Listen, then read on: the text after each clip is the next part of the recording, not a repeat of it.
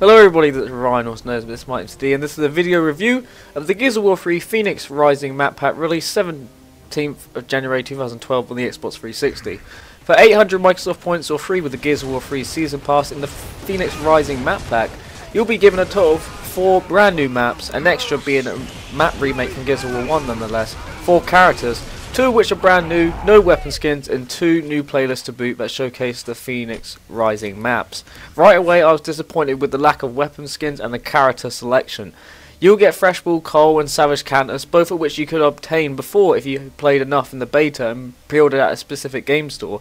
But importing these in, whilst nice for the people that didn't have the characters before in the first place, it seems a little bit lazy. I don't understand why they would include the Savage Cantus in particular and not the other pre-order characters such as Mechanic Baird. As for the new characters, Savage Marauder and Recruit Clayton Carmine, they're pretty cool, especially the Marauder as he's all spiky and makes him look vicious, but the Recruit Clayton Carmine character just seems like a rushed idea. His armor padding reminds me of one of those robots from the DreamWorks robot film, but in the end I would have preferred a Farmer Dom. As for the maps go, they're pretty good. Academy is a rather large map that looks great and is probably my favourite of the bunch. It features wide open spaces in the centre with tighter, more confined areas to battle in around the centre. It reminds me of a larger version of Mausoleum from Gears of War 1 and shares some similar aesthetics with the look of it and the map design.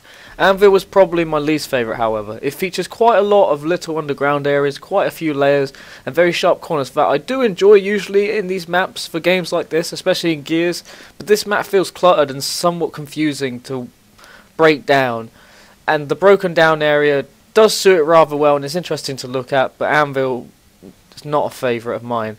Deaths is probably my favourite to look at, however, but not necessary to play. It takes place in the beginning of Act 5, I believe, and the map is completely underwater, for the most part at least.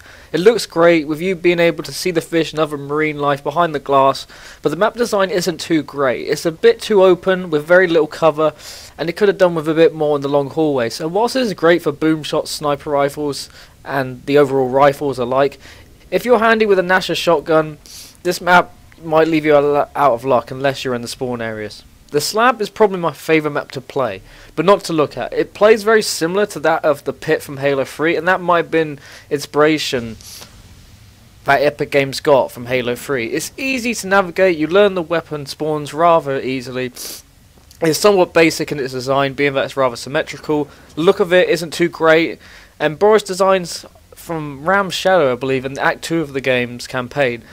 But either way, this is a very fun small map to play, especially for Nasher and close quarters combat. Escalation is the final map of the bunch and is a good remake to the Gears of War 1 original. It looks a lot livelier with a lighted city in the background and doesn't look as dark and drab as it did before.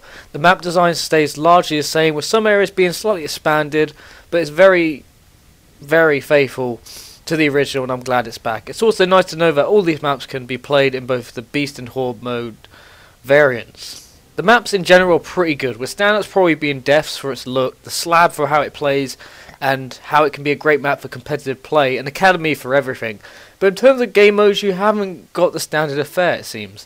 There are 2 new playlists added, titled Stay Frosty and Alpha Execution. Stay Frosty is a blast, it is very hectic, and has everybody equipped with a hammer burst, 1 frag grenade, and a snub pistol with a reduced rate of fire. Similarly, simply because you can die and kill people extremely quickly with this game mode with just 3 or 4 bullets, and there's no downing either, making this TDM variant very fast paced and very fun, and seems to be a good decision to up the lives from the original 15 to 35, as you'll see body parts explode a lot, including your own if you're not careful with your placement. Alpha Execution is much different and less dramatic, however. Equipped with a Lancer and a Nasher, you play it as if it's any old execution game with the goal to win 4 rounds, but instead of the sword off is not able to be selected and instead placed on the map as a map pickup weapon. You won't see any hammer bursts or retro lancers either, which is nice and makes the game pretty fair and rely more on teamwork and learning the map more so than a quick kill from a retro lancer or sword off. But in this case, don't expect new players to jump in right away so easily, as this is a very competitive mode already in its first release. Along with 2 new playlists, there's a new feature in Gears of War 3 titled Re-Upping. If you've played enough Gears, you'll know the leveling system isn't too difficult, and many people have managed to reach level 100 as it is. But similarly with Call of Duty's Prestige system. Re-upping de-ranks you from level 100 back to level 1. It gives you exclusive weapon camos, other bonuses, and of course helps towards the achievements. But aside from that, it just looks awful, and the only real difference it makes is to make your number look green or some other different colour instead of the standard white. The achievements are mostly tied to the re-upping portion of the game and obtaining all the original ribbons in the game, which seems more of a challenge in a way than the almighty Seriously 3.0 achievement, if you're doing it legit online at least. Nonetheless, the achievements add another 250 game score to the game.